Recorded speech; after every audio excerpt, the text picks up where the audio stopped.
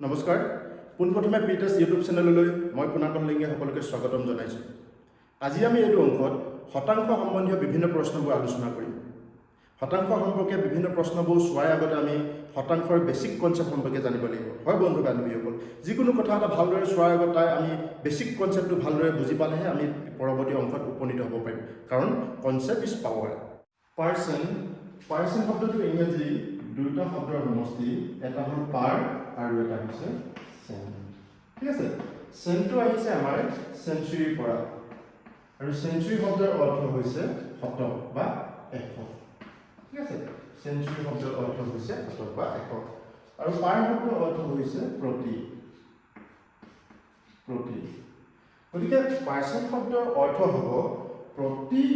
এশৰ বিপৰীতে যি মান, প্ৰতি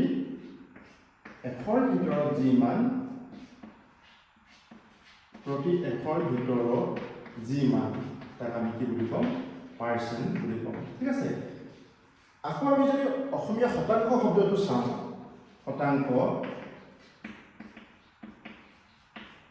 শব্দৰ অৰ্থ হৈছে শতকৰ অংশ। শতক মানে হৈছে এশ। ঠিক আছে, শতক মানে হৈছে এশ, গতিকে এশ ভাগৰ যি অংশ সেইটোক আমি কি বুলি ক'ম? শতাংশ। এশ ভাগৰ যি অংশ তাক আমি শতাংশ বুলি ক'ম। ধৰি লোৱা 5%, 5%। 5% মানে হৈছে এশ ভাগৰ 5 অংশ। এশ ভাগৰ 5 অংশ। যেনে 10% মানে এশ ভাগৰ 10 অংশ। 20% মানে এশ ভাগৰ 20% বা এশ ভাগৰ 20 অংশ। ঠিক আছে, সেইটো হৈছে শতাংশৰ বেছিক কনচেপ্ট। আমি শতাংশৰ বেছিক কনচেপ্ট সম্পৰ্কে শিকিলোঁ। এতিয়া আমি চাওঁ শতাংশক কেনেকৈ ভগ্নাংশলৈ পৰিৱৰ্তন কৰিব পাৰিম আৰু ভগ্নাংশক কেনেকৈ শতাংশলৈ পৰিৱৰ্তন কৰিব পাৰোঁ। বন্ধু বান্ধৱীসকল মনত ৰাখিবা, যদি আমি কোনো এক শতাংশক ভগ্নাংশলৈ পৰিৱৰ্তন কৰোঁ তেতিয়া আমি তাক এশৰে হৰণ কৰিব লাগিব, আৰু কোনো এটা ভগ্নাংশক যদি আমি শতাংশলৈ নিবলৈ হয় তেতিয়া আমি তাক এশৰে পূৰণ কৰিব লাগিব। ঠিক আছে, এইটো হ'ল শতাংশৰ পৰা ভগ্নাংশ আৰু ভগ্নাংশৰ পৰা শতাংশলৈ নিয়া এক পদ্ধতি। ইয়াত উদাহৰণৰ সহায়ত মই বুজাই দিছোঁ। 5%, 5%, এইটো হৈছে শতাংশ। যদি 5%ক আমি ফ্ৰেকশ্যনলৈ নিবলৈ হয়, ভগ্নাংশলৈ নিবলৈ হয়, ভগ্নাংশ মানে বন্ধু বান্ধৱীসকল তোমালোকে গম পোৱাই, ভগ্নাংশ মানে ওপৰত লব আৰু তলত হৰণ থাকিব লাগিব। মানে ওপৰত আৰু তলত এটা সংখ্যা যদি থাকে তাক আমি ভগ্নাংশ বুলি ক'ম। গতিকে 5%ক যদি আমি ভগ্নাংশলৈ নিবলৈ হয় তেতিয়া আমি কি কৰিব লাগিব? এশৰে হৰণ কৰিব লাগিব, অৰ্থাৎ 5%ক ভগ্নাংশ লিখিলে 5/100। অ'কে, ঠিক তেনেদৰে আমি যদি এটা ভগ্নাংশ ধৰিলোঁ, যিকোনো এটা ভগ্নাংশ ধৰোঁ 1/5, এইটো এটা ভগ্নাংশ। এই ভগ্নাংশটো যদি আমি শতাংশলৈ নিবলৈ হয়, ঠিক আছে, ভগ্নাংশক যদি আমি শতাংশলৈ নিবলৈ হয় তেতিয়া আমি তাক কি কৰিব লাগিব? এশৰে মাল্টিপ্লাই কৰিব লাগিব। 100%, লগত পাৰ্চেণ্ট শব্দটো পাতি দিবা, আৰু এইটো যদি কাটি দিয়া কিমান পাম আমি? 20%। হয় বন্ধু বান্ধৱীসকল, ইয়াত কোনো ধৰণৰ খোকোজা থাকিব নালাগে, কাৰণ তোমালোকে একদম ধুনীয়াকৈ মনত ৰাখিবা, যিকোনো এটা শতাংশটোক আমি যদি ভগ্নাংশলৈ নিবলৈ হয় তাক এশৰে হৰণ কৰিব লাগিব, আৰু ভগ্নাংশক শতাংশলৈ আনিবলৈ হ'লে এশৰে পূৰণ কৰিব লাগিব। এইটো তোমালোকে মনত ৰাখিবৰ কাৰণে খুব ধুনীয়াকৈ মই সহজ কৰি দিছোঁ। এইটো তোমালোকে মনত ৰাখিবা PDF। ঠিক আছে, PDF মানে হৈছে পাৰ্চেণ্টেজ বা পাৰ্চেণ্ট ডিভাইড কৰিব লাগিব ফ্ৰেকশ্যন, মানে পাৰ্চেণ্টৰ পৰা ফ্ৰেকশ্যনলৈ নিবলৈ হ'লে PDF কৰিব লাগিব, ডিভাইড কৰিব লাগিব, আৰু এইটোক আমি পাম, এইটো হ'ব FMP। ঠিক আছে, FMP মানে হৈছে ফ্ৰেকশ্যনৰ পৰা পাৰ্চেণ্টেজলৈ নিবলৈ হ'লে আমি তাক মাল্টিপ্লাই কৰিব লাগিব। কিয় মাল্টিপ্লাই কৰিব লাগিব? 100, আৰু ইয়াত কিয় ডিভাইড কৰিব লাগিব? 100। ঠিক আছে, এইটোৱে আছিলে আমাৰ শতাংশ সম্বন্ধীয় প্ৰথম নিয়ম। আমি এতিয়া শতাংশ সম্বন্ধীয় আন এটা কথা চাওঁ, সেইটো হ'ল শতাংশৰ মান নিৰ্ণয় কৰা। কেনেকৈ আমি শতাংশৰ মান নিৰ্ণয় কৰিব পাৰোঁ। মই ইয়াত এটা প্ৰশ্ন লিখিছোঁ, 30% of 60, আমি যদি অসমীয়াত লিখোঁ 60%। ইয়াত এই শব্দটোৱে এটা অৰ্থপূৰ্ণ শব্দ, যদিও ই এটা বৰ্ণ হয় কিন্তু ইয়াত এটা অৰ্থপূৰ্ণ শব্দ প্ৰকাশ কৰিছে। হয় বন্ধু বান্ধৱীসকল, তোমালোকে বদমাছ সম্পৰ্কে নিশ্চয় জ্ঞাত। গণিতৰ যিটো বদমাছ সূত্ৰ আছে, এই বদমাছৰ মতে আমাৰ অফটোৱে সদায় কি বুজাব? পূৰণ চিন বুজাব। ইংৰাজীত এই অফটোৱে ৰ বুলি আমি কওঁ, অফটোৱে সদায় পূৰণ চিন বুজাব। ঠিক আছে, আমি যেতিয়া এইটো মান নিৰ্ণয় কৰিবলৈ বিচাৰিম, তেতিয়া আমি পাতিম 60 ৰ জেগাত পূৰণ চিন পাতিম, আৰু 30%, 30%টো আমি কিহত পাতিম? ভগ্নাংশত পাতিম। ভগ্নাংশত পাতিলে ওপৰত ল'ব 30 আৰু তলত হৰ কিমান হ'ব? 100। এইটো আগত আমি পাই আহিছোঁ কেনেকৈ ভগ্নাংশত পাতিম? 30/100। যিকোনো এটা পাৰ্চেণ্ট আমি মান নিৰ্ণয় কৰিবলৈ হ'লে তাক আমি সাধাৰণতে ভগ্নাংশত পাতি ল'লে সুবিধা হয়। যেনে 20%, 20/100, 40%, 40/100। ঠিক আছে, ঠিক তেনেদৰে 30%টো আমি ভগ্নাংশত পাতি লৈছোঁ। এতিয়া কি কৰিম? এতিয়া 0 to 0 কাটিম, কাৰণ এইটো শূন্য তলৰ ওপৰৰ এটা শূন্যৰ লগত কাটিম, এইটো শূন্য তলত আছে, ইয়াৰ ওপৰৰ এটা শূন্যৰ লগত কাটিম। ছিংগুলকৈ সংখ্যা থাকিলে সদায় সেইটো ওপৰৰ সংখ্যা হয়, কাৰণ ইয়াৰ তলত এটা 1 থাকে। ঠিক আছে, সেইকাৰণে আমি ওপৰৰ 60 যিটো শূন্য আছে, সেই শূন্যটো 100ৰ এটা শূন্যৰ লগত কাটিব পাৰিছোঁ, কাৰণ কটাকটি কৰিবলৈ হ'লে আমাৰ ওপৰত এটা আৰু তলত এটা শূন্য থাকিব লাগিব। আমি অকল লবৰ যিকেইটা শূন্য বা হৰৰ যিকেইটা শূন্য তেনেধৰণে কাটিব নোৱাৰোঁ, ওপৰত আৰু তলত থাকিলেহে কাটিব পাৰিম। গতিকে আমাৰ তলত 1 থাকিলে, যেতিয়া তলত হৰটো 1 থাকে, আমি 1টো সাধাৰণতে নাপাতোঁ, আৰু ওপৰত থাকিলে আমাৰ 18। ঠিক আছে, গতিকে ইয়াৰ যদি আমি মান নিৰ্ণয় কৰোঁ, ইয়াত পালোঁ 18। এতিয়া হয়তো তোমালোকৰ এটা কথা মনলৈ আহিছে, থাম্বনেইলখন বহুতেই চাইছিলা। থাম্বনেইলত লিখা আছিলে মাত্ৰ 3 ছেকেণ্ডত আমি যিকোনো প্ৰশ্নৰ উত্তৰ কৰিম, কিন্তু ইয়াত কেলকুলেট কৰোঁতে আমাৰ 5 বা 6 ছেকেণ্ড লাগি গ'ল, হয়তো কাৰোবাৰ 1 মিনিট লাগি গ'ল। বন্ধু বান্ধৱীসকল, মই তোমালোকক নিশ্চিতি দিছোঁ, এনেকুৱা ধৰণৰ পাৰ্চেণ্টেজৰ ওপৰত যিকোনো প্ৰশ্ন আমি মাত্ৰ 3 ছেকেণ্ডত পেন পেপাৰ অবিহনে তাৰ মান নিৰ্ণয় কৰিম। ঠিক আছে, তাৰ উত্তৰ উলিয়াম। যিটো এইটো এটা ট্ৰেডিশ্যনেল ৱে, এইটো এটা পৰম্পৰাগত পদ্ধতি। আমাৰ মানকেইটা দিয়া থাকিব, আমি যি চিন আহে পাতিম আৰু কেলকুলেশ্যন কৰিম। এইটো হ'ল ট্ৰেডিশ্যনেল ৱে। আমি যদি শ্বৰ্ট ট্ৰিকটো চাওঁ, শ্বৰ্ট ট্ৰিকত থাকিব, ইয়াত চোৱা, পাৰ্চেণ্টৰ যিটো 100টো সদায় তলত থাকে। গতিকে তলত থকা 100টোত 2টা শূন্য থাকে, ওপৰত 2টা শূন্যৰ লগত সদায় কটাকটি যাবই। যদি প্ৰশ্নত তোমালোকৰ 2টা শূন্য থাকেই, এইকেইটা যিটো ওপৰৰ শূন্য, গতিকে এই 2টা শূন্য অলৰেডি 100ৰ লগত কাটন যাবই, কটাকটি যাবই। গতিকে নাম্বাৰ যিকেইটা থাকিব, সেই নাম্বাৰকেইটা অন কৰি দিলে আমি উত্তৰটো পাই যাম। সেইটোৱে হ'ল শ্বৰ্ট ট্ৰিক। যেনে আমি এই শূন্যকেইটা বাদ দিলোঁ, কিয় বাদ দিলোঁ? কাৰণ ইয়াত যিটো শতাংশ আছে, এই শতাংশৰ যিকেইটা শূন্য তলত বহিব, সেই শূন্যকেইটাৰ লগত এই 2টা শূন্য কটাকটি যাব। গতিকে আমাৰ মানটো থাকিব 6 3 গুণ 18। এইটোৱে আছিলে আমাৰ শ্বৰ্ট ট্ৰিক। এইটো আধা ছেকেণ্ড লাগিব, 1 ছেকেণ্ডো নালাগে। আন এটা প্ৰশ্ন চাওঁ, এই প্ৰশ্নটো তোমালোকে উত্তৰ দিবলৈ চেষ্টা কৰিবা, কাৰণ খুব সহজ হয়। ট্ৰেডিশ্যনেল ৱেত শিকিলোৱেই, যদি তোমালোকে ট্ৰেডিশ্যনেল ৱেত পাতিব বিচাৰে পাতি ল'ব পাৰা। কি আছে? 40%, 40/100 অফ আছে, অফৰ জেগাত পূৰণ চিন পাতিম, আৰু ইয়াত আছে 90। এইটো শূন্য, এইটো কাট গ'ল, এইটো কাটি দিলোঁ, কিমান থাকিলে উত্তৰ? 36। যদি শ্বৰ্ট ট্ৰিক ইউজ কৰা, শ্বৰ্ট ট্ৰিক ইউজ কৰিলে কি পা? তোমালোকে শূন্য 2টা বাদ দি ডাইৰেক্ট সংখ্যাকেইটা পূৰণ কৰিবা। 2টা শূন্য বাদ দিয়া, ওপৰত থকা 2টা শূন্য বাদ দি সংখ্যাকেইটা পূৰণ কৰি দিওঁ, বাকী সংখ্যাকেইটা কিমান পাম? 9 4 গুণ 36। বহুতে এই ধৰণৰ প্ৰশ্নৰ উত্তৰ উলিয়াব পাৰে। এতিয়া আমি কেইটামান প্ৰশ্নৰ সহায়ত প্ৰেক্টিছ কৰি চাওঁ, কাৰণ প্ৰেক্টিছ কৰিলেহে তোমালোকৰ যিটো নলেজ ডেভেলপ হ'ব। প্ৰথমটো দিয়া আছে 60% of 120। ট্ৰেডিশ্যনেল ৱে তোমালোকে পাতিব পাৰা, যদি পাতা হ'ব 60/100 ইনটু 120। এই শূন্যটোৱে এইটো শূন্য কাটি দিবা, এইটো 0 কাটি দিবা, কিমান হ'ব? 72। যদি শ্বৰ্ট ট্ৰিকত ইউজ কৰিছা, মই এইটো অংক কৰি কমপ্লিট নোহোৱাৰ আগতে হয়তো তোমালোকে উত্তৰটো গম পাইছা, কাৰণ এই 2টা শূন্য বাদ দিলে 6/72, 6 × 12 72। গতিকে আমি এতিয়া শ্বৰ্ট ট্ৰিক ইউজ কৰিম। ইয়াত চোৱা, ইয়াত আহি গ'ল আমাৰ 3টা শূন্য, যিটো আমি 2টা শূন্য কাটি দিম, এটা শূন্য থাকি যাব, এতিয়া 5 পোন্ধৰ কিমান? 75।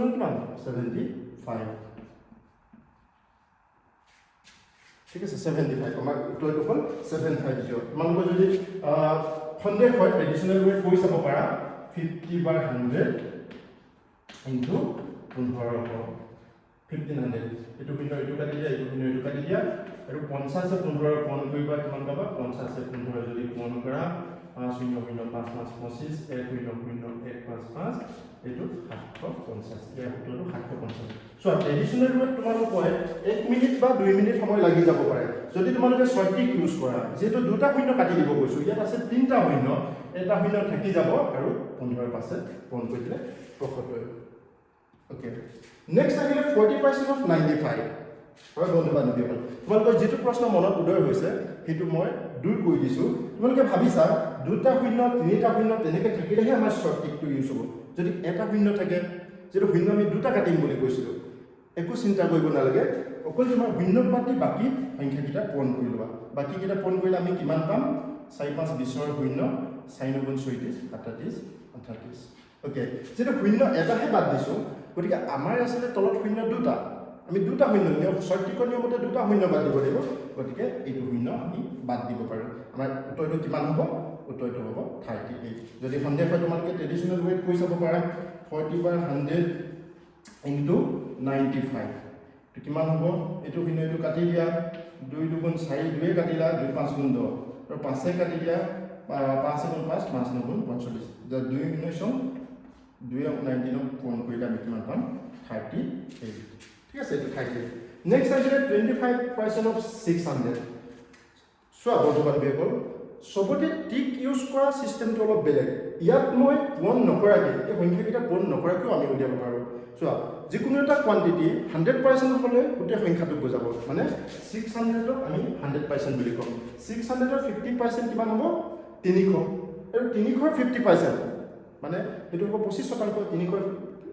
50% তো আমাৰ কিমান হ'ব 150 এডিশনাল ৱে ফলো কৰিও এইটো অংক কৈ চাব পাৰা যদি কৰা 25/100 পাতিলা অফৰ জায়গাত 1 পাতিবা আৰু 600 এইটো শূন্য এইটো কাটি দিলা এইটো শূন্য এইটো কাটি দিলা কিমান পালা 6 5 30 শূন্য 6 গুণ 12 13 14 15 কাৰণ আমি শৰ্ট ট্ৰিক ইউজ কৰি 15 পাইছিলো কাৰণ 600 টো হ'ল 100% 100% মানে 600 তাই 50% হ'ব 300 আৰু 50 ৰ আধা 25% মানে 300 ৰ আধা 150 গতিকে শৰ্ট ট্ৰিক ইউজ কৰি আমি উত্তৰটো দেখাব পাৰো আৰু আমি ট্ৰেডিশনাল ৱে লিখিও উত্তৰটো একেই পাম প্ৰশ্ন লওঁ 50% অফ 90 এটো তোমালোকে ট্ৰেডিশনাল ৱেট কৈ চাবা মই অকল শৰ্ট ট্ৰিক ইউজ কৰি কৈ দিছো কেনেকৈ কৰিবা কাৰণ আমি পাইছিলো যে দুটা শূন্য আমি বাদ দিম গতিকে ইয়াত এটা শূন্য আছে এটা শূন্য আমি নিলিখো গতিকে এইটা পূৰণ কৰি দিম 5 9 45 ৰ 5 মানে 15 আৰু 9 পূৰণ কৰি দিবা 15 আৰু 9 পূৰণ কৰি দিবা 5 9 45 ৰ 5 4 থাকিব 9 গুণ 9 135 এতিয়া চোৱা যেটো আমি শূন্য এটাহে বাদ দিছিলো কিন্তু শৰ্ট ট্ৰিকৰ নিয়মতে দুটা শূন্য বাদ দিব লাগে গতিকে যদি ইয়াত শূন্য যেটো নাই গতিকে সোঁফালৰ পৰা এটা আগত দশমিক বহাই দিবা এটো মনত থাকিবনে আকৌ কৈছো শৰ্ট ট্ৰিকৰ নিয়মটো খুব ভালকৈ কৈছো যদি দুটা শূন্য থাকে আমাৰ কোৱেশ্চনটোত যদি দুটা শূন্য থাকে আমি দুটা শূন্যকে বাদ দিম যদি এটা শূন্য থাকে আৰু ক্যালকুলেশন কৰাৰ পাছতো যদি আমাৰ শূন্য নোলায় তেতিয়া আমি কি কৰিম সোঁ হাতৰ পৰা এটা সংখ্যাৰ আগত দশমিক বহাই দিম মানে ইয়াৰ উত্তৰটো হ'ব 13.5 প্ৰেক্টিছ সেশন আৰম্ভ কৰো তোমালোকে মোৰ লগতে বহি উলিয়াই কৈ যাব পাৰা তোমালোকে ফাৰ্স্ট কৰিবা তাৰ পিছত মই কৈ দিম ইয়াত ওকে প্ৰথম প্ৰশ্নটো আমাৰ হ'ল convert 3/25 into percentage 3/25 into percentage so কি কলে 25 ভাগৰ যেটো 3 আছে তাক শতাংশত প্ৰকাশ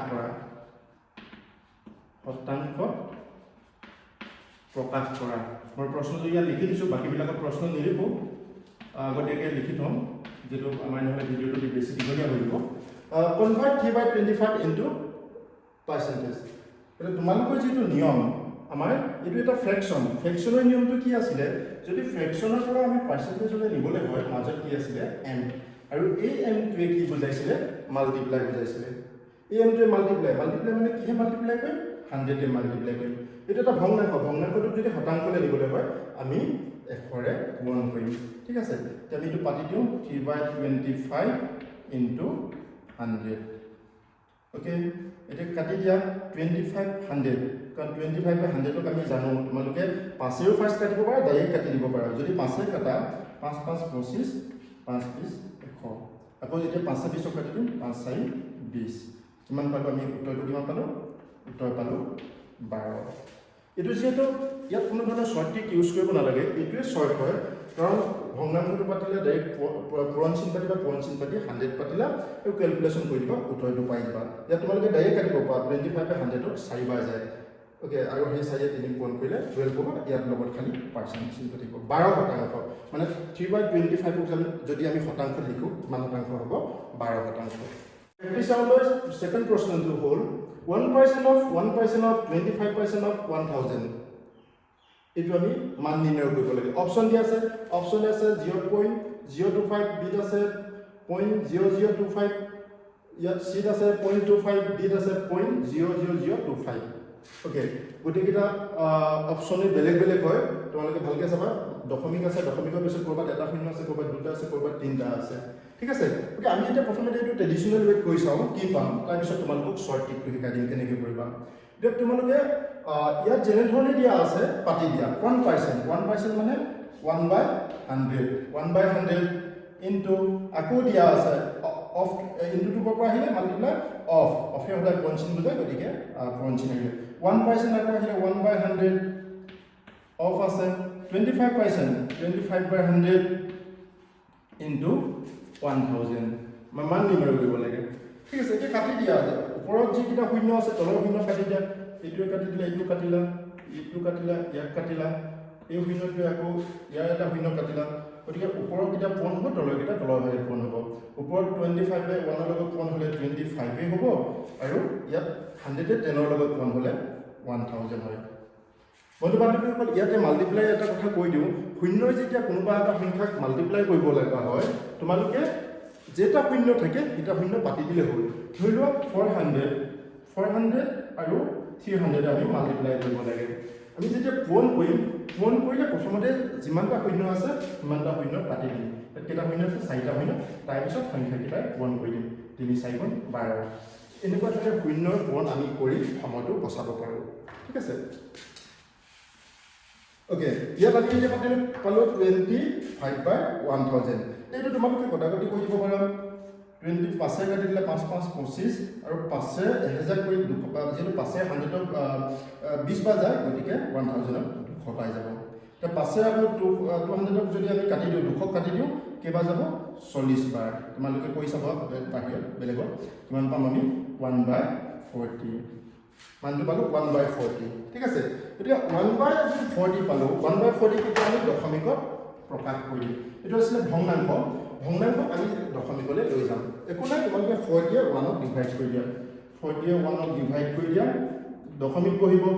যেটো না যায় 41ক না যায় গতিকে দশমিক বহিব ইয়াত এটা শূন্য আহিব এতিয়াও 40 তকৈ 10 টো সৰু হৈ আছে গতিকে এতিয়া ইয়াত এটা শূন্য দিব লাগিব তেতিয়াহে ইয়াত আৰু এটা শূন্য আহি যাব 100 হল তে 40 এ 100 যাব হলে এবাৰ দুবাৰ তিনিবাৰ না যায় গতিকে দুবাৰ ললো 2 4 240 80 কিমান থাকিলে শূন্যটো শূন্য গল 10 পৰা আনিলে 2 যেটো 40 এ 20ক না যায় আমাৰ দশমিক দি থোৱাই আছে আকৌ দিবলৈ কাম নাই এই দশমিক দি থোৱাৰ কাৰণে ইয়াত আকৌ এটা শূন্য আমি লৈ লব পাৰো আকৌ কিমান হ'ব 40 এ যদি 200 আমি হৰণ কৰো তোমালোকে কৰি গৈ দিবা 540 200 শূন্য গতিকে এনসাৰটো আমি কিমান পালো 0.025 আগতে এটা শূন্য পাতি দিব পাৰা যেটো জানাই তোমালোকে দশমিকৰ আগৰ শূন্যটো কোনো ভ্যালু নাই মানে এই শূন্যটো কোনো ভ্যালু নাই ইয়াৰ পাছৰ শূন্যটোতে ভ্যালু আছে 0.025 গতিকে ইয়াৰ শুদ্ধ উত্তৰ হ'ব অপচন এ ওকে এতিয়া আমি চাও শৰ্ট ট্ৰিক ইউজ কৰি কেনেকৈ এই অংকটো 3 সেকেন্ডৰ ভিতৰত পাব পাৰো বন্ধু বান্ধৱীসকল তোমালোকক মই শৰ্ট ট্ৰিক শিকাইছো এই অংকটো আমি ফাৰ্ষ্ট চাই লওঁ এনেকৈ যদি আমি চাও সাধাৰণতে দুটা শূন্য বাদ দিওঁ দুটা শূন্য বাদ দিলে আমি দুটা শূন্য বাদ দিলো এটা শূন্য থাকি গল আৰু 25 এ একে পূৰণলে 250 হল বন্ধু বান্ধৱীসকল আৰু ইয়াত যেটো এইটো শতাংশ দুটা শতাংশ থাকিলে দুটা শতাংশত এটা শতাংশত শূন্য দুটা থাকে গতিকে দুটা শতাংশত শূন্য 4টা থাকিব সেই 4টাটো ক'ত বহিব তলত বহিব মানে তলত শূন্য 4টা বহি এক এটা থাকিব লগত এক এটা থাকিব এইটো যেতিয়া কাটি দিবা 25 এ 1000 কাটিলে 40 বাই 1 আৰু 40 1 এ ডিভাইড কৰিবই লাগিব বন্ধু বান্ধৱীসকল নহলে তোমালোকৰ ক্যালকুলেশনত কমি যাব যদি তোমালোকে খুব প্ৰেক্টিছ কৰি থাকা তেতিয়া ডিভিজনবিলাকো তোমালোকৰ খুব স্পীড হ'ব যদি এইটো আমি কৰোঁ কেলকুলেশ্যন 0.25 ইয়াত মই কৈ দিয়াৰ কাৰণে এক্সপ্লেইন কৰাৰ কাৰণে হয়তো 5 বা 6 ছেকেণ্ড লাগিব পাৰে যেতিয়া তোমালোকে নিজে কৈ চাবা এই অংকটো 3 ছেকেণ্ডৰ ভিতৰত তোমালোকে কৰিব পাৰিবা আমি আৰু এটা প্ৰশ্ন চাওঁ বন্ধু বান্ধৱীসকল তোমালোকে ইয়াত প্ৰশ্নবিলাক স্কিপ নকৰিবা কাৰণ প্ৰতিটো প্ৰশ্নই একোটা টাইপছ অফ ইয়াত বুজাইছে মই একেটা প্ৰশ্ন আহি তাই বেলেগ এটা আকৌ প্ৰশ্ন এড কৰা নাই প্ৰতিটো প্ৰশ্নই একোটা টাইপছ অফ বুজাইছে গতিকে তোমালোকে ভিডিঅ'টো স্কিপ নকৰিবা ভালকৈ চাবা ওকে ইয়াত দিয়া আছে 125% of x is 100 find x আমি যদি অসমীয়াত চাওঁ x ৰ 125% মান 100 হলে x ৰ মান কিমান হ'ব বন্ধু বান্ধৱীসকল তোমালোকে ইয়াত চিন্তা কৰিবলগীয়া একো নাই ট্ৰেডিশ্যনেল ৱেত যদি কৰিব বিচাৰা তোমালোকে একেধৰণে পাতি দিয়া প্ৰশ্নটো যেনেকৈ দিয়া আছে 125% মানে 125% 125 পাতিলা শতাংশটো তলত বহিব শতাংশৰ যিটো 100টো তললৈ আনিলোঁ মানে ভগ্নাংশত পাতিলোঁ অফ আছে পইণ্টছিট পাতিলা তাৰপিছত আছে x ৰ মান পাতিলোঁ আৰু আছে ইজ বন্ধু বান্ধৱীসকল প্ৰতিটো সাবজেক্টৰ কিছুমান শব্দ থাকে সেই শব্দবিলাকে একোটা মিনিং কৰে গণিতত হয় হ'ব এনেকুৱা যিবিলাক শব্দ ইজ এই শব্দবিলাকে ইজে সদায় সমান চিহ্নক বুজায়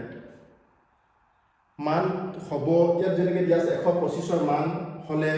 বা হয় এনেকুৱা শব্দবিলাকে সদায় কি বুজাব সমান চিহ্ন বুজাব ঠিক আছে গতিকে 125/100 into x is equal to কিমান কৈছে 100ৰ সমান ওকে আকৌ কৈ দিছোঁ 125 মানে x ৰ 125% 100ৰ সমান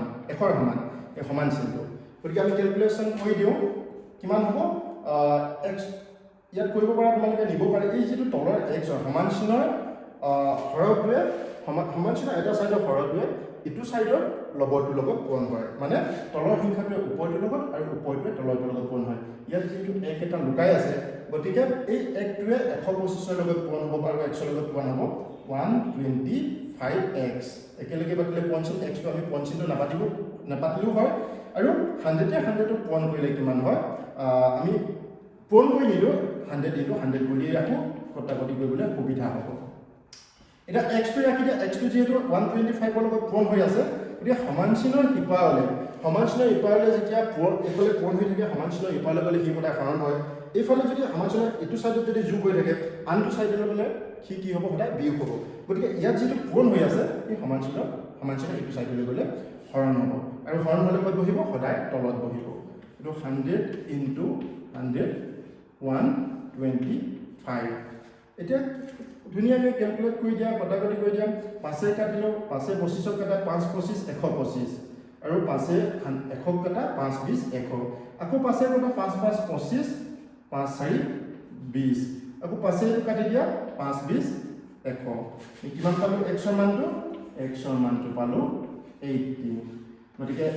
ইয়াত আমাৰ x ৰ ভেলু উলিয়াবলৈ দিছিলে x ৰ মানটো পালোঁ 80 তোমালোকে যদি বুজি নাপালা আকৌ এবাৰ চাই ল'বা আমি প্ৰশ্নটো যেনেকৈ দিয়া আছে তেনেকুৱা ধৰণে মানখিনি পাতি দিছোঁ তাৰপিছত কেলকুলেশ্যন কৰিছোঁ এইটো হ'ল ট্ৰেডিশ্যনেল ৱে এতিয়া আমি শ্বৰ্ট ট্ৰিক ইউজ কৰিম আমি ইয়াৰ শ্বৰ্ট ট্ৰিকটো চাওঁ শ্বৰ্ট ট্ৰিকটো চাবলৈ হ'লে তোমালোকে প্ৰথমতে ইজ যিটো আছে সেই শব্দটো চাই ল'বা কাৰণ ইজটোৱে সদায় সমান চিহ্ন বুজায় গতিকে সমান চিহ্ন এইফালে গোটেই সংখ্যাখিনি কি হৈ আছে আমাৰ পাৰ্চেণ্টৰ লগত যিটো সংখ্যা আছে পূৰণ হৈ আছে ঠিক আছে এইটো সমান চিহ্ন বুজায় আৰু সমান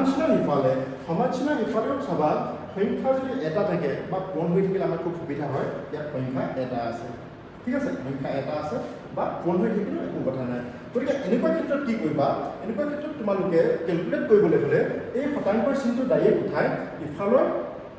যিটো সংখ্যা থাকিব সেইটোৰ লগত পূৰণ কৰি দিবা গতিকে আমাৰ সমান চিহ্ন ইফালেদি কিমান আছিলে 100 আছিলে 100ৰ লগত এই 100টো পূৰণ হৈ যাব আৰু ইয়াত যিটো ছিংগুল সংখ্যা থাকিব তাত এটা মান থাকিব x y বা কিবা এটা থাকিব আমি তাৰ মানটো উলিয়াব লাগে সেইটো ৰাখি বাকী সংখ্যাটো লৈ আহিবা গতিকে আমি বাকী সংখ্যাটো লৈ আহিলোঁ 10,000/125 এইটোৱে আছিলে আমাৰ শ্বৰ্ট ট্ৰিক আকৌ কৈ দিছোঁ ইজটো চাবা শ্বৰ্ট ট্ৰিক ইউজ কৰিবলৈ তোমালোকে প্ৰথমে ইজটো চাবা কাৰণ সেইটো সমান চিহ্ন হয় আৰু সমান চিহ্নৰ দুইটা চাইডত যদি সংখ্যাকেইটা পূৰণ হৈ থাকে বা ছিংগুল সংখ্যা থাকে ছিংগুল সংখ্যা মানে মই 1 2 3 কৰা নাই ইয়াত অকল 100 আছে সেইটো মই কৈছোঁ 100 আছে গতিকে ইয়াত 100 আছে, ইফালে সংখ্যাকেইটা পূৰণ হৈ আছে। এনেকুৱা ক্ষেত্ৰত শতাংশৰ সীমাটো উঠাই দিব লাগে আৰু ইফালৰ সমানচিহ্ন এইটো চাইডৰ সংখ্যাটোৰ লগত 100টো পূৰণ কৰি দিব লাগে। গতিকে সমানচিহ্ন ইয়াত 100 আছে, আমাৰ সেইকাৰণে এই শতাংশটো উঠি এইটো 100 গুচি আহিলে আৰু এই 125টো তললৈ গুচি আহিলে। ঠিক আছে, কেলকুলেশ্যনটো কৰিবা। কেলকুলেশ্যনটো কৰিলে তোমালোকে কিমান পাবাগে? 125 যদি তোমালোকে 10,000 কৈছে, 10,000 125 কৰিলে কিমান পাম? 80 পাম। অ'কে, এইটোৱে আছিলে শুদ্ধ উত্তৰ। Okay, our next question is if 8% of a number is 20, then the number will be. এই প্ৰশ্নটো আগৰ প্ৰশ্নটোৰ লগত একেই হয়। আগৰ প্ৰশ্নটোত x বুলি দিয়া আছে, ইয়াত a নাম্বাৰ দিয়া আছে। আমি এই নাম্বাৰবিলাক x বুলি ধৰিব পাৰোঁ। ঠিক আছে, অসমীয়াত যদি চাওঁ এটা সংখ্যা 8% মান 20 হ'লে সংখ্যাটো কি? আমি যদি ট্ৰেডিশ্যনেল ৱেত চাওঁ প্ৰশ্নটোৰ মতে আমি ইয়াত পাতি দিওঁ মানখিনি। 8%টো পাতিলোঁ 8/100 অফ আছে, অফৰ জেগাত পইণ্ট চিন পাতিলোঁ। এই নাম্বাৰটো যিহেতু আমি এক্স বুলি ধৰিছোঁ, গতিকে এক্সে পাতিলোঁ। আৰু ই শব্দটোৱে সদায় কি বুজাই গৈছিলোঁ? গণিতত বা মেথছত সমান চিন বুজায়। আৰু সমান চিনৰ ইফালে আছে এইটো চাইডত 20। গতিকে আমি কি কৰিম? এই সমান চিনৰ এইটো ফালে আমাৰ যিটো হৰটো সমান চিনৰ এইটো চাইডত লগৰটোৰ লগত পূৰণ হ'ব। গতিকে 100টো 20ৰ লগত পূৰণ হ'ব। আমি ইয়াত 8x ৰাখিলোঁ আৰু সমান চিনৰ ইফালে লৈ গ'লোঁ 100 × 20। গতিকে এক্সটো ৰাখি দিওঁ, এইটো সিপাহলৈ লৈ যাওঁ 100 × 20/8। অ'কে, এতিয়া আমি কেলকুলেশ্যন কৰি দিওঁ। 4 কাটিলে 4 × 5 20, 4 × 2 8 আৰু 2 100 কাটি দিলে 50। গতিকে এক্সৰ মান কিমান হ'ব? 50 × 5 = 125। এইটো আছিলে আমাৰ ট্ৰেডিশ্যনেল ৱে বা লং মেথড। ঠিক আছে, ট্ৰেডিশ্যনেল ৱে বা লং মেথডত আমি এক্সৰ মানটো কিমান পালোঁ? 125। আমি এতিয়া শ্বৰ্ট ট্ৰিক ইউজ কৰোঁ, কাৰণ এনেকুৱা ধৰণৰ এইটো আহি প্ৰশ্নৰ শ্বৰ্ট ট্ৰিক মই অলপ আগত কৈছোঁৱে। গতিকে ইয়াত সদায় তোমালোকে ইজটো চাবা, আৰু ইজত সদায় সমান চিন হয়। ঠিক আছে, ইজৰ ইফালৰ যদি নাম্বাৰকেইটা, নাম্বাৰে হওক বা পাৰ্চেণ্টেজে হওক, গোটেইখিনি যদি পূৰণত থাকে, তোমালোকে ইয়াত চাবা গোটেইখিনি পূৰণত আছে আৰু সমান চিনৰ ইটো চাইডত যদি এটা সংখ্যা থাকে, তেতিয়া এই শতাংশৰ চিনটো উঠাই ডাইৰেক্ট সেই সংখ্যাটোৰ লগত পূৰণ কৰি দিবা। মানে কিমান হ'ব? শতাংশ বুলিলে কি হয়? 100 ডাইৰেক্ট এই 20ৰ লগত পূৰণ কৰি দিম আৰু সমান চিনৰ ইপাৰৰ যিটো সংখ্যা আছে সেইটো সদায় তলত বহাই দিম। এইটো আছিলে ইয়াৰ শ্বৰ্ট ট্ৰিক। আকৌ কৈছোঁ, যিহেতু আগৰ প্ৰশ্নটোত কৈছে ইজটো চাবা, ইজৰ যদি দুয়োফালে পূৰণ হৈ থাকে সংখ্যাবিলাক হওক বা পাৰ্চেণ্টেজবিলাক, তেতিয়া কি কৰিবা? শতাংশটো আগৰ সমান চিনৰ এইটো চাইডৰ শতাংশটো আমি উঠাই নি সেই সমান চিনৰ এইটো চাইডৰ যিটো সংখ্যা থাকিব তাৰ লগত পূৰণ কৰি দিম আৰু যিটো পাৰ্চেণ্টেজৰ লগত যিটো নাম্বাৰ থাকিব সেইটো তলত বহাই দিম। এতিয়া কেলকুলেশ্যন কৰিলে আমি কিমান পাম? এইটো 125। এইটো আছে ইয়াৰ শ্বৰ্ট ট্ৰিক। তোমালোকে যিমানে প্ৰেক্টিছ কৰিবা সিমানে স্পীডটো বাঢ়িব। নেক্সট প্ৰশ্নটো চাওঁ। দিয়া আছে এটা বস্তুৰ দাম 10% বঢ়াই দি তাৰ পৰা 10% কমাই দিলে বস্তুটোৰ বৰ্তমান দাম কি হ'ব? স্পেচ কম কাৰণে মই ইংলিছত লিখা নাই, মানে যিকোনো এটা বস্তু 10% ইনক্ৰিজ হোৱাৰ পাছত তাৰ পৰা যদি 10% ৰিডিউচ কৰি দিওঁ তেতিয়া বস্তুটোৰ দামটো কি হ'ব? অপশ্যনত দিয়া আছে 1% কমিব বা 1% বাঢ়িব, 4% কমিব বা 4% একেই থাকিব। প্ৰশ্নটো আমি কৰাৰ আগতে বন্ধু বান্ধৱীসকল তোমালোকে অনুমান কৰাচোন উত্তৰ কি হ'ব পাৰে? এই প্ৰশ্নটোৰ মেক্সিমামে পৰীক্ষাত যদি ষ্টুডেণ্টবিলাকে যদি প্ৰস্তুতি চলাই নাযায় বা শিকি নাযায়, এই প্ৰশ্নটোৰ উত্তৰ মেক্সিমামে অপশ্যন নাম্বাৰ 4 দিয়ে, যিটো এটা ভুল উত্তৰ। কাৰণ এটা বস্তুৰ যিকোনো এটা দাম 10% বঢ়াই দিয়াৰ পাছত তাৰ পৰা যদি 10% কমাই দিয়ে তেতিয়াও দামটো একেই নাথাকে। ঠিক আছে, চাওঁ আমি কি হয়। প্ৰথমে আমি যিটো ট্ৰেডিশ্যনেল ৱেত চাওঁ, তাৰপিছত আমি যিটো শ্বৰ্ট ট্ৰিক ইউজ কৰিম। আৰু ইয়াত এনেকুৱা ধৰণৰ এটা শ্বৰ্ট ট্ৰিক দিওঁ যিটো তোমালোকৰ 1 ছেকেণ্ডতকৈ কম সময় লাগিব। মই কৈছোঁ যে হাফ ছেকেণ্ডত তোমালোকে এই প্ৰশ্নটোৰ উত্তৰ কৰিব পাৰিবা। গতিকে তোমালোকে ভিডিঅ'টো স্কিপ নকৰিবা, চাই থাকা। অ'কে, লং পদ্ধতিত আমি কৰিবলৈ হ'লে যিটো শতাংশৰ লগত জড়িত প্ৰশ্ন, গতিকে আমি যেতিয়া বস্তু এটা যিকোনো এটা দাম ধৰিম, সেই দামটো সদায় 100 ধৰিম। কাৰণ 100 ধৰিলে সেই শতাংশৰ যোগ বা বিয়োগটো আমাৰ কাৰণে সুবিধা হয়। ঠিক আছে, গতিকে আমি এই বস্তুটোৰ প্ৰাথমিক যিটো দাম, বস্তুটোৰ প্ৰাৰম্ভিক যিটো দাম, ইনিচিয়েল যিটো ইনিচিয়েল প্ৰাইচটো কি ধৰি ল'লোঁ? 100 টকা ধৰিলোঁ। প্ৰথমতে বস্তুটোৰ দাম 100 টকা আছিলে। ঠিক আছে, 100 টকা আছিলে। এতিয়া যদি 10% যদি বাঢ়ি যায়, 10% যদি বাঢ়ি যায়, অ'কে, 10% যদি বাঢ়ি যায় কি হ'ব চোৱা? 100ৰ লগত 10%টো যোগ হৈ যাব। মানে 100 টকা আছিলে তাৰ লগত 10%টো যোগ হ'ব। 10% মই 10/100 লিখিছোঁ। কাই 10%? 10% বেছি হ'ব, মানে 100ৰ 10%। ঠিক আছে অকল 10% এক্সট্ৰাকে নাথাকে যেতিয়া যিকোনো এটা 5% অফ 6% অফ তাৰ লগত এটা টোটেল কোৱান্টিটি থাকে এই গতিকে ইয়াত টোটেল কোৱান্টিটিৰ প্ৰাৰম্ভিক দামটো 100 টকা আৰু 100 টকাৰ লগত আকৌ 100 টকাই 10% যোগ হৈ গৈছে গতিকে আমি এইটো ক্যালকুলেশন কৰো 100 গ'ল এইটো কিমান হ'ব 110 মানে বস্তুটো 10% বাঢ়ি গ'লে 110 টকা হয় যদি এই 110 টকাৰ পৰা আকৌ 10% কমি যায় 10% যদি কমি যায় 10% কমি গ'লে চোৱা বস্তুটো প্ৰাৰম্ভিক দাম আছিল 100 টকা যদি 10% বাঢ়ি গ'লে দামটো কিমান হ'লগে 110 টকা যদি এই 110 টকাৰ পৰা আকৌ 10% কমি যায় কি হ'ব আমি 110 টো পাতি লম কমি যায় মানে সাধাৰণতে বিয়োগ গণিতত বাঢ়ি যায় মানে সদায় যোগ হয় বাঢ়ি যায় কৰা কাৰণে আমি ইয়াত সদায় প্লাস চিন লিখিছো আৰু কমি যায় বুলি ক'লে সদায় মাইনাস হ'ব মানে 110 ৰ পৰা 10% কমি যায় ঠিক 10% টো আগত একে ধৰণে লিখো 10% কাই 10% 110% মানে 100 টো লিখিছো ঠিক আছে সৰি 100 নহয় কাই 10% 110 হয় 10% কাৰণ 110 ৰ পৰা কমিছে 110 হয় 10% এটো ক্যালকুলেট কৰা এইটো শূন্য এইটো কাটি দিয়া এইটো কাটি দিয়া কিমান থাকিলে 110 মাইনাস 11 সমান 99 এটা চোৱা প্ৰথমতে দিছিল যে বস্তুটোৰ প্ৰাৰম্ভিক দামটো 100 টকা আছিল 10% বাঢ়ি যোৱাৰ ফলত দামটো হৈ গ'ল 110 টকা আৰু 110 টকাৰ পৰা 10% কমি গ'লে কিমান হ'লগে দামটো 99 মানে বস্তুটোৰ বৰ্তমান দামটো 99 আমাক এতিয়া বস্তুটোৰ বৰ্তমান দামটো সোধা নাই বৰ্তমান দাম কি হ'ব সুধিছে এটা সব বাহিৰে কমিলে আমাৰ বস্তুটোৰ প্ৰথম দাম আছিল 100 টকা বৰ্তমান দাম হ'ল 99 টকা মানে কি হ'ল বস্তুটোৰ দাম কমিলে কিমান কমিলে 1% কমিলে বস্তুটোৰ দাম 1% কমিলে প্ৰশ্ন আমি এটা শৰ্ট ট্ৰিক ইউজ কৰি চাওঁ মই কৈছিলো যে শৰ্ট ট্ৰিক ইউজ কৰিলে এই প্ৰশ্নটোৰ উত্তৰ মাত্ৰ আধা ছেকেণ্ডত দিব পাৰি বন্ধুসকল এই প্ৰশ্নটো এই শতাংশটো কেতিয়াবা 10% আহিব কেতিয়াবা 20 আহিব কেতিয়াবা 25 আহিব কেতিয়াবা 30 আহিব কেতিয়াবা 35 আহিব কেতিয়াবা 40 আহিব ঠিক আছে গতিকে যদি 10% 20% বা 30% এনেকৈ যদি শূন্য টকাত আহে 10 20 30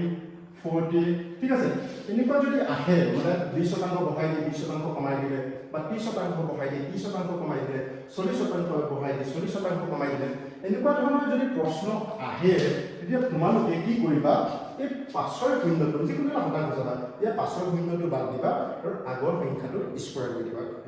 যিমান পাবা সেইটোৱে উত্তৰ হ'ব মনত ৰাখিবা প্ৰশ্ন যদি আইটো এনেকুৱা ধৰণৰ হয় 10% বঢ়াই দি 10% কমাই দিলে বা উল্টাকেও দিব পাৰে 10% কমাই দি 10% যদি বঢ়াই দিয়ে তাই যিটো নেট ভ্যালু যিটো বৰ্তমানৰ দামটো সদায় কমিবগে মই আকৌ কৈছো এনেকুৱা ধৰণৰ প্ৰশ্ন কোনো এটা বস্তুৰ দাম যদি 10% বঢ়াই দি তাৰ পৰা 10% কমাই দিয়ে আকৌ যদি উল্টাকে 10% কমাই দি তাৰ পৰা যদি 10% আকৌ বঢ়াই দিয়ে বস্তুটোৰ দাম সদায় কমে এটা কিমান কমে হেতু উলিয়াবলৈ আমি সঠিক ইউজ কৰি কেনেকৈ পাম এই যেটো পাৰ্সেন্ট দিয়া থাকিব শূন্যটো বাদ দি আগৰ সংখ্যাটো স্কয়াৰ কৰি দিব লাগে এটা চোৱা ইয়াত 10% আছে 10% আমি শূন্যটো বাদ দি 1 টো স্কয়াৰ কৰি দিলে কিমান হ'ব 1 স্কয়াৰ কৰি দিলে 1 গুণ 1 আমি সদায় কি পাইছিলো এনসাৰটো কমিব মানে 1 কমিব বা 1% কমিব আৰু ঠিক তেনেকৈ যদি প্ৰশ্নটো 20% আহিলেহেঁতেন প্ৰশ্নটো যদি ইয়াত 20% আহিলেহেঁতেন তেতিয়া শূন্যটো আমি বাদ দিলোহেঁতেন বাদ দি কি কৰিম 2 স্কয়াৰ কৰিলো 2 স্কয়াৰ কৰিলে 4% কি হ'ব কমিব ঠিক আছে সেইটোৱে আসলে ইয়াৰ উত্তৰ এই প্ৰশ্নটো তোমালোকে শৰ্ট ইউজ কৰি চোৱা যদি বস্তু এটাৰ দাম 40% বঢ়াই দি 40% কমাই দিয়া হয় তেতিয়া বস্তুটোৰ দাম কি হ'ব মই তোমালোকক শৰ্ট ট্ৰিকটো কৈছিলো যে যদি এনেকুৱা ধৰণৰ প্ৰশ্নত শতাংশ দিয়া থাকে একেটা শতাংশ দিয়া থাকে 40% বাঢ়ি আকৌ 40% কমিছে গতিকে তেনেকুৱা ক্ষেত্ৰত তোমালোকে আৰু লিখি থাকিব কাম নাই কি কৰিবা এই শতাংশৰ বিন্দুটো বাদ দি এই আগৰ যিটো সংখ্যা থাকিব সেইটো স্কয়াৰ কৰিবা আৰু স্কয়াৰ কৰি যিমান পাবা সেইটোৱে হ'ব তাৰ উত্তৰ গতিকে 4 টো স্কয়াৰ কৰিলে আমি কিমান পাম 4 স্কয়াৰ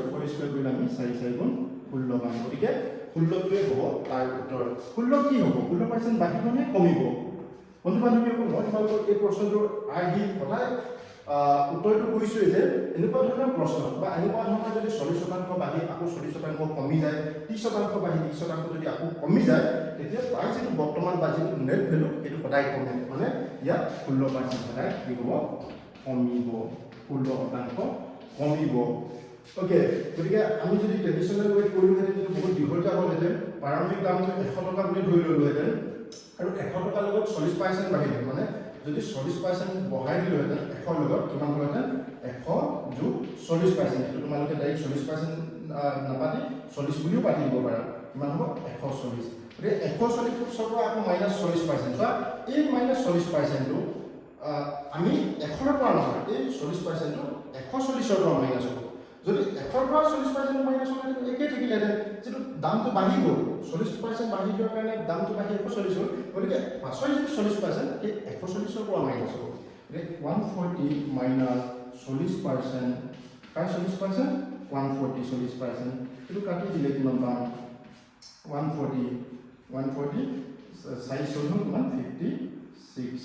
56 হৈছে 5 এতিয়া 56 140 পৰা 56 হ'ল 10 পৰা 6 গ'লে 4 থাকিলে এই 13 থাকিলে যেটো ভাই কৈছিল ন 0 পৰা যেটো 6 না যায় 1 ভাগ কৰিলে 10 10 পৰা 6 গ'লে 4 তো 3 থাকিলে 13 পৰা 5 গ'লে কিমান থাকিব 8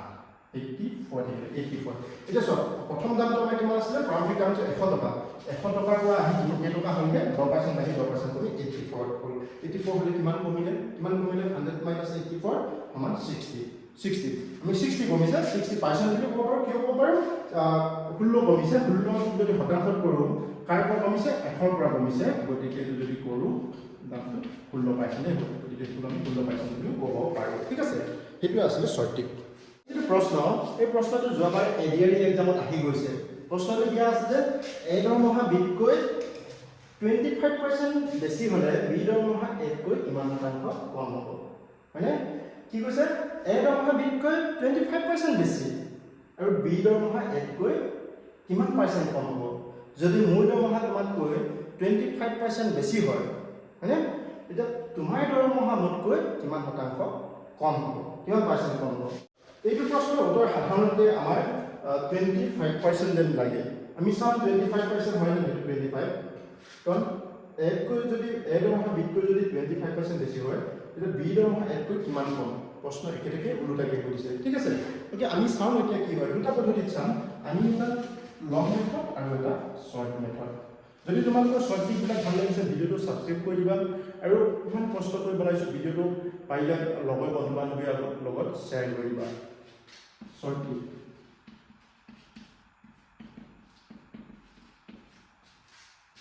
ওকে এ দৰমহা বিতকৈ 25% বেছি কাতকৈ বেছি বিতকৈ বেছি ঠিক আছে এ বেছি তোমালোকে ইয়াত গম পালা যে এ বেছি এ দৰমহা বেছি বিৰ কম বি কম ওকে সেইটো আমি গম পালো কিমান বেছি 25% বেছি এ দৰমহা বিতকৈ 25% বেছি এনেকুৱা ক্ষেত্ৰত সাধাৰণতে কি কৰিবা সদায় বি দৰমহাটো লৈ ল'বা কাৰণ এ দৰমহাটো আমি ধৰিব নোৱাৰো এ দৰমহাটো আৰু এটা 25% থাকিব ঠিক আছে এ দৰমহাটো 25% এটা যোগ হৈ থাকিব বি দৰমহা 25% এটা যোগ হৈ থাকিব গতিকে এনেকুৱা ক্ষেত্ৰত আমি কি কৰিম সাধাৰণতে বি দৰমহাটো ল'ম যদি এনেকুৱা ধৰণৰ প্ৰশ্ন আহে পৰীক্ষাত income of A is 20% more than income of B এনেকুৱা ধৰণৰ প্ৰশ্ন যদি আহে তেতিয়া তোমালোকে সাধাৰণতে বি দৰমহাটো ধৰিবা বি দৰমহাটো কিমান বুলি ধৰিবা যেটা শতাংশৰ প্ৰশ্ন আমি বি দৰমহাটো 100 বুলি ধৰিব ঠিক বি দৰমহা সবহে হৈ গৈছে আমি এইটো টাইপ ইয়াৰ দুটা আৰু দুটা প্ৰশ্ন থাকিব দুটাকে থাকিব এইটো আলোচনা কৰাৰ পিছত আজি ভিডিওটো সামৰণি মাৰিম ঠিক আছে ভিডিওটো স্কিপ নকৰিবা চাই থাকিবা বি দৰমহা আমি কিমান ধৰিলো 100 বি দৰমহা 100 ধৰিলো গতিকে এ দৰমহা কিমান হ'ব বি দৰমহাতকৈ 25% বেছি গতিকে বি যোগ বি দৰমহাতে বি লিখিছো 25% অফ বি দৰমহাতকৈ 25% বেছি কিমান হ'ব এতিয়া 100 যোগ 25/100 ইনটু বি এটো একক তোমালোকে ইয়াত ভাবিছা বি এ দৰমহা বিতকৈ 25% বেছি এই বিটো কিয় আমি কোনচিন দি আকৌ পাতিলো হয়নে নিশ্চয় তেনেকুৱা এটা প্ৰশ্ন উদয় হৈছে মনত ৰাখিবা 25% বেছি কাই 25% বেছি বিৰে 25% বেছি আমি দেখিছো পাতিছো যে এ দৰমহা সমান বি কৈ বি প্লাস 25% বিৰ 25% বেছি কাৰণ শতাংশটো কি অকলে নাথাকে 25% অফ লগত কিবা এটা থাকে 25% অফ বি ইয়াত এখানে বি টো পাতিলো ঠিক আছে এটো 100 কাটি দিলো কিমান পালো 125 যোগ হলে 125 মানে বি দৰমহাটো 100 বুলি কৈছিলো আমি আৰু এ দৰমহাটো কিমান পালো 125 এতিয়া আমাৰ কি উলিয়াব দিছে বি দৰমহা এতকৈ কিমান শতাংশ কম এটা আমাৰ বি দৰমহাটো সুধিছে কিমান কম আমি কিমান কম গম পালোঁ কমটো গম পালোঁ শতাংশটোহে গম পোৱা নাই কিমান কম গম পালোঁ চোৱা এ দৰমহা যদি 125 হয় এ মাইনাছ বি এ দৰমহাটো যদি 125 হয় আৰু বি দৰমহা 100 হ'লে কিমান কম 25 কম মানে বি দৰমহা 1কৈ 25 কম মনত থাকিবনে বুজি পাইছানে বি দৰমহা 1কৈ 25 কম এতিয়া এই 25টো আমি শতাংশত পাতিব লাগে শতাংশত পাতিবলৈ হ'লে কেনেকৈ কৰিব লাগিব ওপৰত পাতিব কম বা বেছি ঠিক আছে ওপৰত শতাংশ চিহ্নটো পাতিবা যিটো শতাংশ থাকিব 25% এইটো 25 বেছি গতিকে 25 কম বি দৰমহা কম 25টো ওপৰত থাকিলে ঠিক আছে এইটো 25টো শতাংশ পাতিছোঁ দেই উত্তৰটোৰ কাৰণে ওপৰত এই যিটো পাৰ্থক্যটো সদায় ওপৰত থাকিব 25 ইয়াত কাটকৈ সুধিছে এডকৈ প্ৰশ্নটো চাবা কাট মানে ৰেসপেক্ট কৰি সুধিছে এডকৈ গতিকে এডকৈ কিমান হ'ব এই এ মানটো সদায় বৰ্গ পাতিব এ মানটো কিমান আছিলে 125 আৰু ইফালে কিমান হ'ব আমি যেটো শতাংশ উলিয়াব লাগে 25 শতাংশটো যেটো আমি গম পালো 25 শতাংশটো উলিয়াইছো দেই 25 শতাংশটো উলিয়াইছো কিন্তু মনত ৰাখিবা এই হৰটো সদায় তাক যাক ৰেসপেক্ট কৰি সুধে তাক হ'ব এডকৈ কিমান বেছি গতিকে এ মানটো আহিছে এ মানটো 125 ইয়াত 100 ওকে এইটো শতাংশ দিয়াৰ কাৰণে 100 আহি গৈছে আমি জানো যে সদায় ভগ্নাংশ শতাংশলৈ নিলে 100 আহে গতিকে ক্যালকুলেট কৰা 25 125 কাটি দিয়া দাই কাটি দিয়া 5 বাৰ দিয়া 5 25 125 5 1 কাটি দিয়া 20 দেখুন 20% 20 মানে এর নম্বর বিটকয়েন 20% ঠিক আছে এইবিলাক পার্সেন্টেজ পারে এটা থাকি গৈছে 20% 30% কিন্তু আমি উত্তৰটো কিমান পালো এনসার বি গতিকে তোমালোকে ভাবিছা ইমান এটা লং মেথড এই লং মেথডত আমি যেটো কম্পিটিটিভ এক্সামত সময়টো খুব কম থাকে কেনেকৈ ইমান কম সময়ত কৰিব বন্ধুবান্ধৱীসকল মই তোমালোকক ইয়াত এনেকুৱা এটা টিপ শিকাম এই প্ৰশ্নটোৰ কাৰণে বিশেষকৈ তোমালোকে 3 ছেকেণ্ডত তাৰ উত্তৰ কৰিব পাৰিবা ঠিক আছে 3 ছেকেণ্ডত এটা কি কৰিবা চোৱা এনেকুৱা ধৰণৰ প্ৰশ্ন যদি পৰীক্ষাত আহে তোমালোকে এইবিলাক লিখি থাকিবলৈ প্ৰয়োজন নাই যদি শৰ্টকাট ইউজ কৰা এইবিলাক লিখি থাকিবলৈ প্ৰয়োজন নাই অনলি এই ডট চাবা কিমান পাৰ্চেন্ট বেছি নে কম ঠিক আছে ইয়াতে গোটেই কনসেপ্টটো ইয়াতে সোমাই আছে 25% বেছি ওকে 25 টো ওপৰত লিখিলা বেছি বুলি ক'লে 25 লিখিলা কি শব্দ আছে বেছি মোৰ শব্দ যদি বেছি শব্দ থাকে ইয়াৰ লগত 100 যোগ কৰি দিবা 125 আৰু ইফালে 100 টো থাকিবই শতাংশ পূৰণ কৰা আকৌ কৈছো অনলি এইটো কোৱা চাবা আৰু উত্তৰ কৰিবা 25% 25 টো ওপৰত পাতিলা আৰু বেছি শব্দ বেছিটো কোৱাৰ কাৰণে 125 টো তলত 125 পাতিবা আৰু শতাংশ লগ কৰি পালে 100 কোণ কৰিবা মই কিন্তু 25% পাতিব কোৱা নাই দেই শৰ্ট টিকৰ হেতু যেটো সিস্টেমটো অলপ বেলেগ হয় তোমালোকে 25 টোহে চাবা 25 টো ওপৰত পাতিলা বেছি বুলি কোৱাৰ কাৰণে 100 লগত যোগ কৰি পাতিবা 125 আৰু ইয়াত 100 ওকে এইটো ক্যালকুলেট কৰিলে কিমান পাবা যেটো 20 এটো তোমালোকে মই কৰা এক্সপ্লেইন কৰাৰ কাৰণে 7-8 ছেকেণ্ড মান লাগিছে যদি তোমালোকে নিজে কৰা 3 ছেকেণ্ডতকৈ কম 2 ছেকেণ্ড 1 ছেকেণ্ডত এই উত্তৰটো কৰিব পাৰিবা এতিয়া চোৱা এই প্ৰশ্নটো এবাৰ বেলেগ ধৰণে আহিব পাৰে এই দৰমহা বিতকৈ 25% কম হ'লে ওকে মই প্ৰশ্নটো মহাই দিছো এইটো বুজি পালা বুলি ভাবিছো যদি বুজি পোৱা নাই বেক কৰি ভিডিওটো আকৌ চাই ল'বা মই এইটো মহাই দিছো ওকে প্ৰশ্নটো আমি অলপ পলাই দিছো তোমালোকে নোট কৰিবা এই দৰমহা বিতকৈ 25% বেছি আছে আমি ইয়াত কি লিখিলো কম লিখিলো এই দৰমহা বিতকৈ 25% কম হ'লে উল্টা কৰিছো বি দৰমহা এতকৈ কিমান শতাংশ বেছি উল্টা কৰিছো দেই তোমালোকে ভালকৈ চাবা কিমান শতাংশ বেছি ওকে এতিয়া আমি চাওঁ কিমান শতাংশ বেছি অপচনত এইটো অপচন আছে নে আমি ক্যালকুলেট কৰি ওলাব এতিয়া বি দৰমহাটো সাধাৰণতে বি দৰমহা ধৰিবলৈ গৈছো ট্ৰেডিশনেল যদি কৰা লং মেথড মানে লং মেথডত যদি কৰা মানে সিস্টেমেটিক যদি কৰা যদি নতুনকৈ আহিছা এতিয়া কি হ'ব বি দৰমহাটো সাধাৰণতে ধৰিবা এনেকৈ যদি প্ৰশ্নটি সদায় বি দৰমহা ধৰিবলৈ গৈছো কিমান ধৰিবা বি দৰমহাটো কিমান ধৰিবা 100 বি দৰমহা 100 গতিকে এ দৰমহা বিতকৈ কিমান কোৱা বেছি আছিল 25% এ দৰমহা বিতকৈ কিমান পাৰ্চেন্ট বেছি আছিল বি দৰমহা plus 25% of B 25% of B okay এইটো এ দৰমহা বিতকৈ 25% মানটো পাতি দিয়া বি মানটো 25/100 ইনটু এইটো 125 এ দৰমহা সৰি বেছি নহয় কম আছিল ভুল হৈছে এ দৰমহা বিতকৈ 25% কম ওকে এইটো নোট কৰিবা দেই তোমালোকে ভালকে চাবা কম আছিল কম থকাৰ কাৰণে কি হ'ব এ দৰমহা বিতকৈ 25% কম 100 মাইনাছ 20 ওকে মই একচুৱেলি বি দৰমহা 100 গতিকে এ দৰমহা কি হ'ব বিতকৈ কিমান কম 25% কম 25% কম কাটকে বিতকৈ ওকে এইটো মানটো পাতি দিয়া বি মানটো আছে কিমান 100 মাইনাছ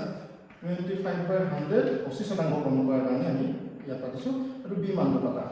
তো এইটো কাটি দিয়া কিমান হ'ব 100 মাইনাছ 25 আৰু 100 পৰা 25 গ'লে কিমান থাকে আমাৰ 75 ওকে মানে এ দৰমহা 75 আমি a মাইনাছ b কিমান হ'ব a মাইনাছ b মানে a মাইনাছ b 100 মাইনাছ 75 সমান কিমান গম পালো 25 মানে a দৰমহা b কৈ কিমান কম 25 কম a দৰমহা b কৈ 25 কম ওকে a দৰমহা b কৈ 25 কম আমি এতিয়া এই 25 টো শতাংশ উলিয়াম কাৰণ বুজিছে যে b দৰমহা a কৈ কিমান বেছি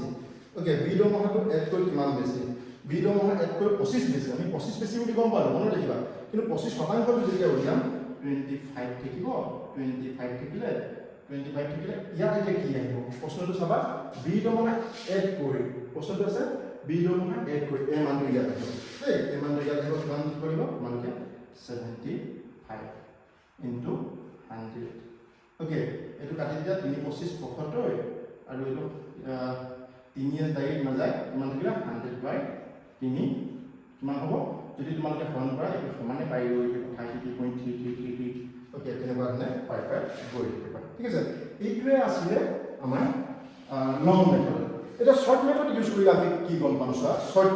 ট্ৰিক ইউজ কৰি মই কৈছোঁ যে তোমালোকে অকল এই শব্দটো চাবা এইটো শব্দ চাবা 25 টো পাতিলা কম আছে কম থাকিলে 100 পৰা মাইনাছ কৰিবা কাৰণ বেছি থাকোঁতে 100 লগত যোগ কৰি দিছে কম থাকিলে 100 পৰা মাইনাছ কৰিলে 75 to 100 উত্তৰটো আহি গ'ল তো 3 কাটি দিয়া এইটো থাকিব 100 বাই 3 এইটো বহুতত এনেকৈও থাকিব 33 3 1 ঠিক আছে এনেকৈও লিখিব পাৰি বা এইটো আমি 33 পইণ্ট মানে 33 পাতিব পাৰোঁ কাৰণ 3 ডিভাইড কৰি যাবা যদি কনফিউজন আছে 3 3 গুণ 9 1 থাকিলে শূন্যটো নামি আহিলে 3 3 গুণ 9 1 থাকিলে দশমিক দিলা হ'ল ইয়াত শূন্য বহিলে 3 3 গুণ 9 এইটো হেক নহয় এইটো গৈ দিলে গতিকে 33.33 কৰি দিব উত্তৰটো হ'ব ইমান ঠিক আছে ইয়াত উত্তৰটো নাছিলে উত্তৰটো ধৰি লোৱা ইয়াত এড কৰি দিছিলোঁ 33.33 গতিকে ইয়াত উত্তৰ হ'ব ওকে এইটোৱে আমি আজি যিটো পাৰ্চেণ্টেজৰ সম্পৰ্কে যিমানখিনি কথা আলোচনা কৰিলোঁ মই ভাবোঁ আপকামিং এডিয়াৰি গ্ৰেড 3 গ্ৰেড 4 বা যিবিলাক এক্সাম আহি আছে ইয়াৰে যিকোনো এটা টাইপছৰ অংক পৰীক্ষাত অহাৰ সম্ভাৱনা খুবেই বেছি মই কৈছোঁ যে খুবেই বেছি যোৱাবাৰ এইটো এক্সাম এইটো প্ৰশ্ন পৰীক্ষাত আহিছে হয়তো এইবাৰ 10% বাঢ়িলে 10% কমিব তেতিয়া কি হ'ব নেধৰিলে তেনেকুৱা ধৰণৰ প্ৰশ্ন অহাৰ চান্স আছে গতিকে মই আপোনালোকক কওঁ যে যিমানকেইটা প্ৰশ্ন আলোচনা কৰিলোঁ গোটেইকেইটা আকৌ এবাৰ চাবা যদি গোটেই আমাৰ বুজোৱা যিটো মেথড বা শ্বৰ্ট ট্ৰিকটো তোমালোকে ভাল পাইছা লাইক কৰি দিবা ছাবস্ক্ৰাইব কৰি দিবা আৰু লগৰবিলাকক শ্বেয়াৰ কৰি দিবা ধন্যবাদ